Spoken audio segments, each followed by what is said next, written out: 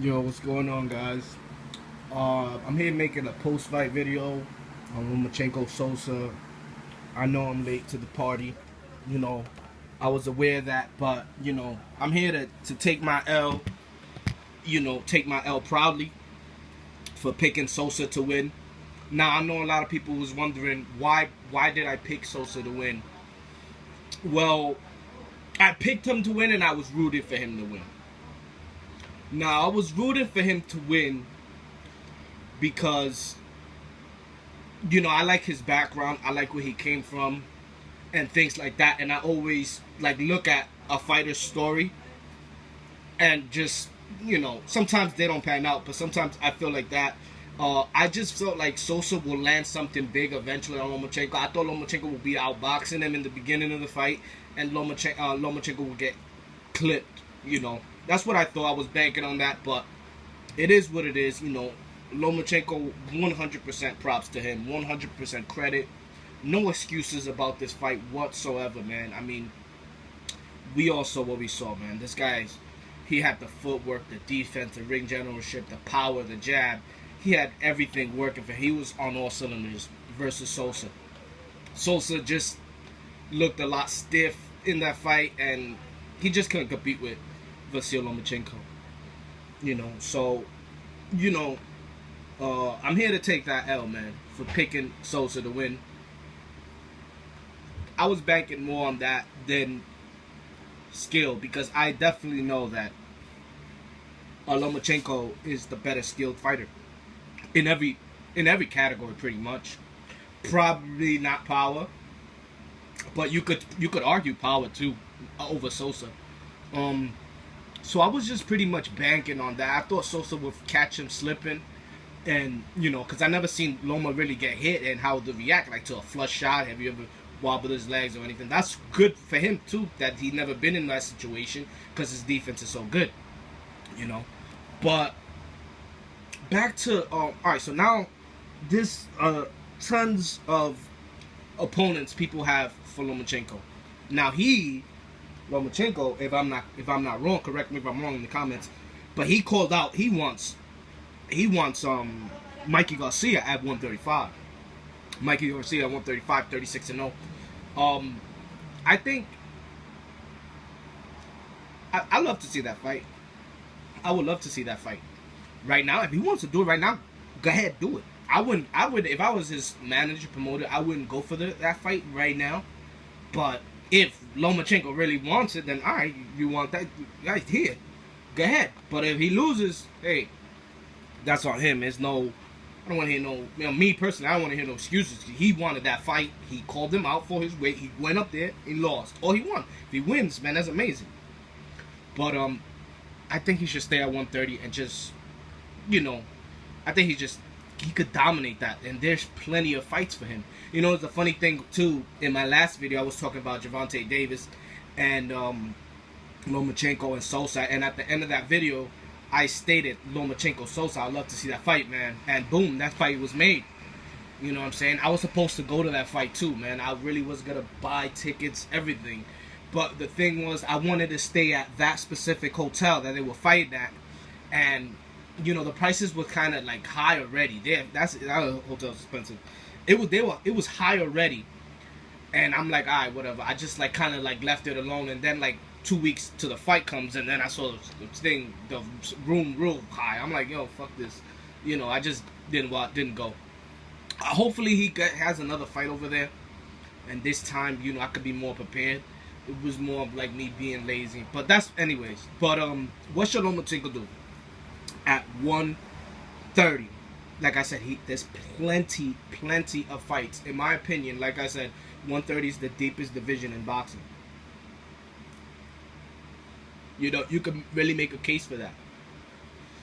You have plenty of fighters that he could fight. Plenty of them. It's just, can he make them fights? And, and I know these other champions, they want a specific, I know, but you gotta have to, what's the word, accommodate.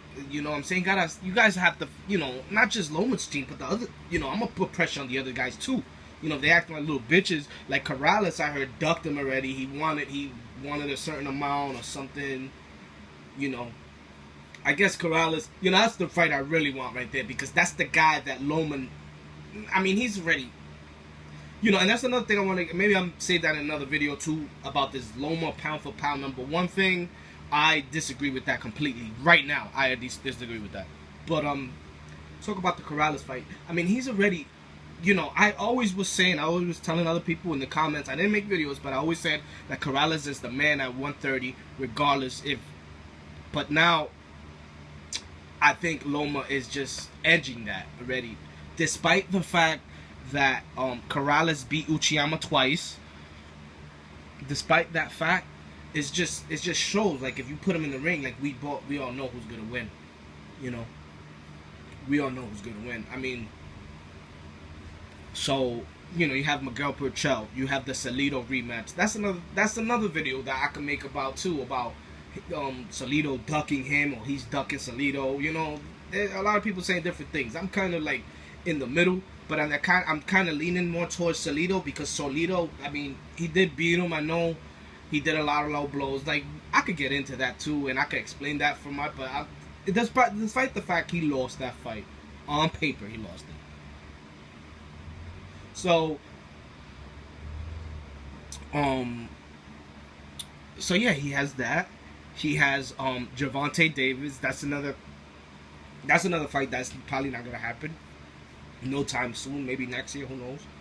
If Gervonta Davis is even, you know, that's another guy I want to talk. I already talked to him about, but now he's in the social media a little bit more, so he's kind of exposing himself a little bit more, so to speak.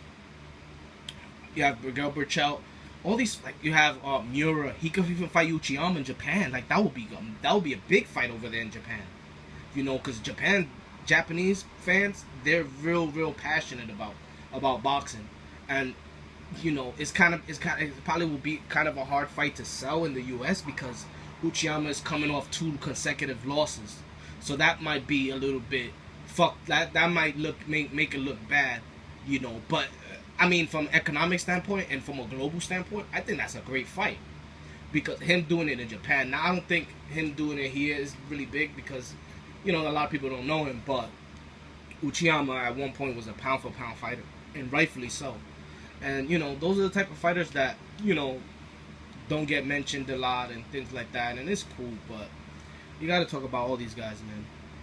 So, who else you have there? I mean, Fortuna, he kind of moved up to 135 now, so, you know, I mean, that could always be like a tune-up fight type, a stay busy type fight for Lomachenko. You know, I would love to see it, because Fortuna's my favorite fighter, but, you know, that's another story. That's like something, I don't know what's going on with Fortuna, man.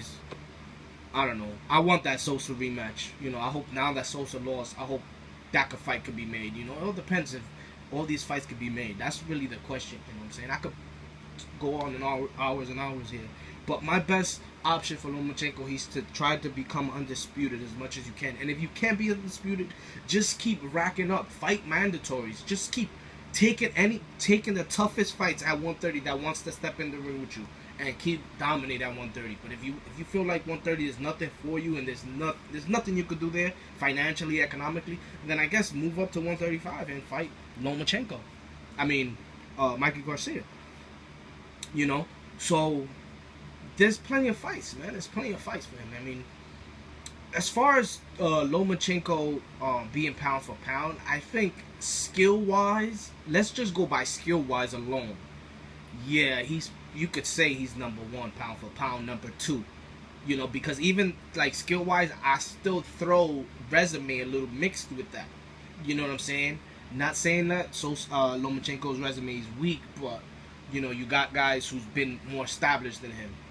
You know, and maybe didn't show their skill, but they showed dominance in a different way.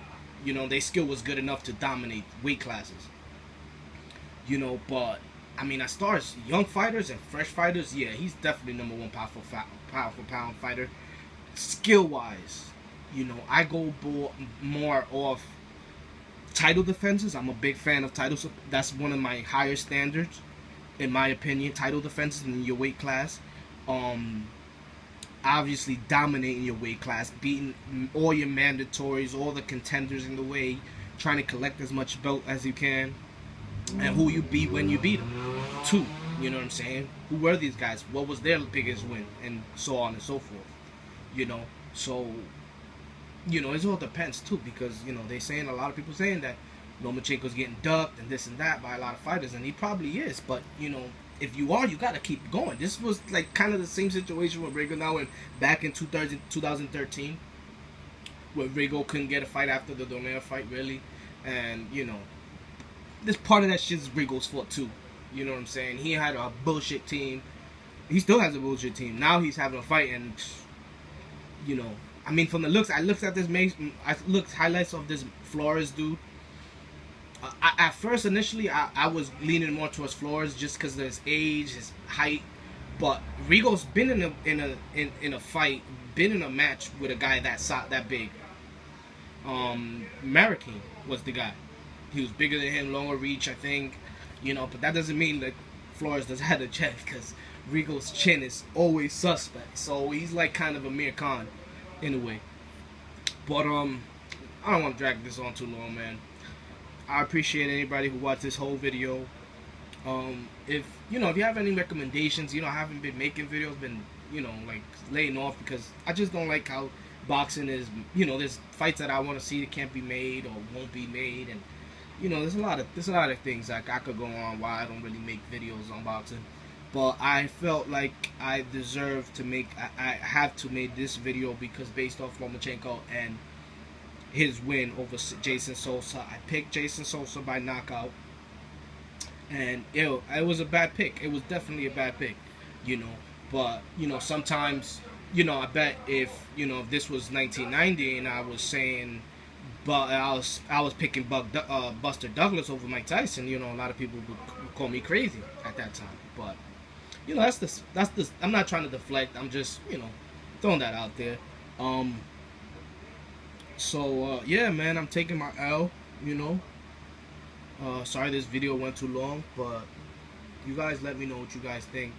And just let me know about anything. You don't even have to do nothing with the fight. Just anything in general. Just lay it down in the comments, and I'll reply. I'll even make a video if it's an interesting topic. But that's what I think Lomachenko should do. Just stay at 130 and just dominate and just get every belt, even get the bullshit belts, get an IBL belt, IBA belt, get one of them shits if the real guys, the other fighters don't want to fight you, Take care, man.